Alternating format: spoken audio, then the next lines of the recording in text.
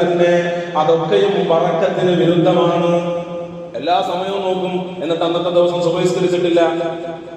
സമയമൊക്കെ പ്രത്യേകം ചോദിച്ചു, അപ്പോൾ പറഞ്ഞു കൊടുത്തു. രാവിലെ ചെയ്യുന്ന എല്ലാ കാര്യത്തിലും ബറക്കത്തുണ്ടെന്ന് പറഞ്ഞു, ബിസ്മി കൊണ്ട് ആരംഭിക്കണമെന്ന് പറഞ്ഞു, ഇതിലൊക്കെ ബറക്കത്തുണ്ടെന്ന് പറഞ്ഞു. എന്നിട്ട് നേരം വെളുത്താൽ 8 മണി 9 മണി വരെ കിടന്നുറങ്ങിയിട്ട് എഴുന്നേറ്റ് വന്നു. അവനോ സുബഹി നിസ്കരിച്ചിട്ടില്ല. ഇനി അവൻ ബിസ്മി ചൊല്ലിയിട്ട് എന്ത് കാര്യം, അഊദു ഓതിയിട്ട് എന്ത് കാര്യം, ഖുർആൻ ഖത്മ തീർത്തിട്ട് എന്ത് കാര്യം, അല്ലാഹുമ്മ ബാരിക് ലനാ എന്ന് അനവധി നിരവധി പ്രാവശ്യം പറഞ്ഞിട്ട് എന്ത് കാര്യം, ദുആ ചെയ്യുന്നത് തങ്ങളായിട്ട് എന്ത് കാര്യം, ഖാദിയായിട്ട് എന്ത് കാര്യം, 10ഉം 20ഉം കൊല്ലം കിതാബോധി പഠിച്ച ഉസ്താദുമാരായിട്ട് എന്ത് കാര്യം. ഇവന്റെ ജീവിതത്തിൽ ബറക്കത്തുണ്ടാവുകയില്ല.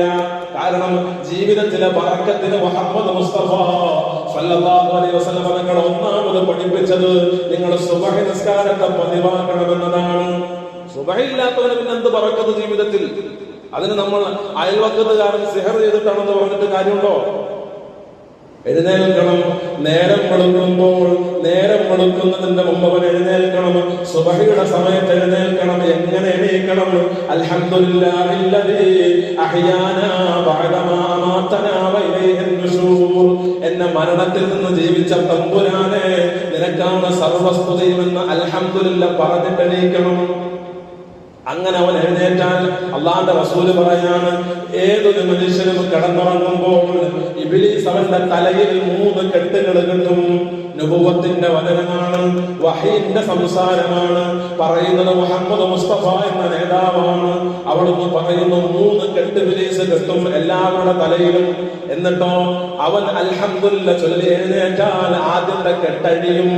അള്ളാന്റെ റസൂല് പറയാണ്, ഇനിയോ അവന് സുബഹിക്ക് വേണ്ടി ഉദൂ ചെയ്യുമ്പോൾ 2ാമത്തെ കെട്ടടിയിലെന്ന് മുഹമ്മദ് മുസ്തഫ സല്ലല്ലാഹു അലൈഹി വസല്ലം അവന് സുബഹി അദായിട്ട് നിസ്കരിക്കാൻ വേണ്ടി അല്ലാഹു അക്ബർ എന്ന് പറയുമ്പോ ഇബ്ലീസ് ഒരുവന്റെ ദിവസം നശിപ്പിക്കാൻ വേണ്ടി കെട്ടിയ 3 കെട്ടുകളിൽ 3ാമത്തെ കെട്ട് മഴഞ്ഞു വീഴുമെന്ന് പരിശുദ്ധ റസൂൽ സല്ലല്ലാഹു അലൈഹി വസല്ലം. ഇതില്ലാത്തവന്റെ തലയിൽ 3 കെട്ടാണ് ഇബ്ലീസ് കെട്ടിയത്.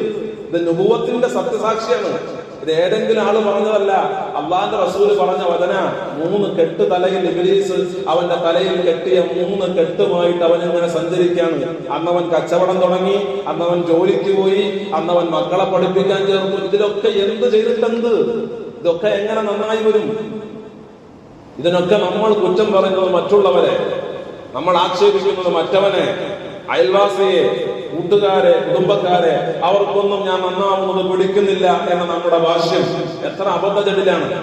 നമ്മളോട് പറഞ്ഞത് ചെയ്യണം, നമ്മൾ പറയാത്തതിലേക്കാണ് പോകുന്നത്. ഒരു പൂച്ച വട്ടം ചാടിയാൽ മുസ്ലിമിന് മുന്നോട്ട് പോകുന്നതിൽ എന്ത് പ്രതിസന്ധിയാണുള്ളത്? ഒരു പൂച്ച വട്ടം ചാടിയാൽ പിന്നെ പിറകോട്ട് പോകാൻ ആര് പഠിപ്പിച്ച മതം? പറയുന്നതൊക്കെയും അള്ളാഹുവിന്റെ റസൂൽ അവിടത്തെ നുബുവത്തിന്റെ വചനം കൊണ്ട് നമ്മളോട് പറഞ്ഞു തന്നതൊക്കെ നമ്മൾ വിട്ടു.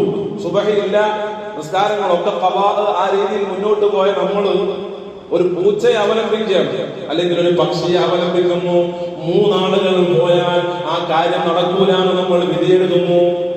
ഏതടിസ്ഥാനത്തിലാണ് ഇതൊക്കെ ജാഹിലിയ കാലഘട്ടത്തിലെ സംസാരങ്ങളാണ്. അള്ളാഹുവിന്റെ റസൂല് പറയുന്നു, പക്ഷികളെ പരിഗണിക്കുന്നത് ദീനുൽ ഇസ്ലാമിലില്ല. ഏതെങ്കിലും ജീവികളെ പരിഗണിക്കാം. വലതുഭാഗത്തിലൂടെ പക്ഷി പറന്നു പോയാൽ അതുകൊണ്ട് നന്മയുണ്ടാകുമെന്ന് കരുതിയിരുന്നവരായിരുന്നു മക്കയിലുള്ളവർ, മദീനത്തുള്ളവർ.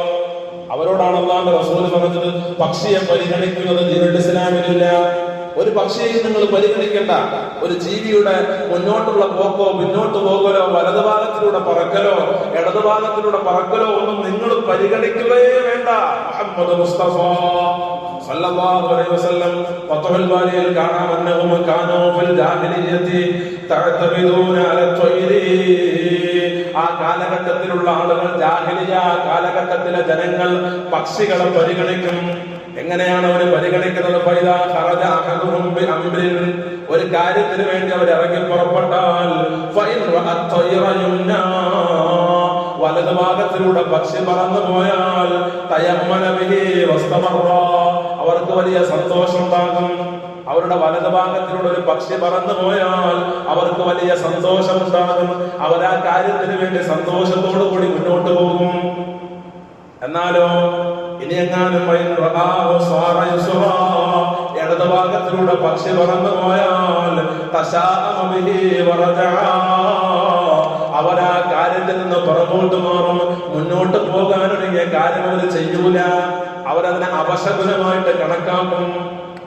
നമ്മുടെ നാട്ടിലുണ്ട്, അവർ പക്ഷികളെ അവലംബിച്ചെങ്കിൽ നമ്മൾ പൂച്ചയെ അവലംബിക്കും, അല്ലെങ്കിൽ ചില പക്ഷികളുടെ എണ്ണത്തിനെ അവലംബിക്കും.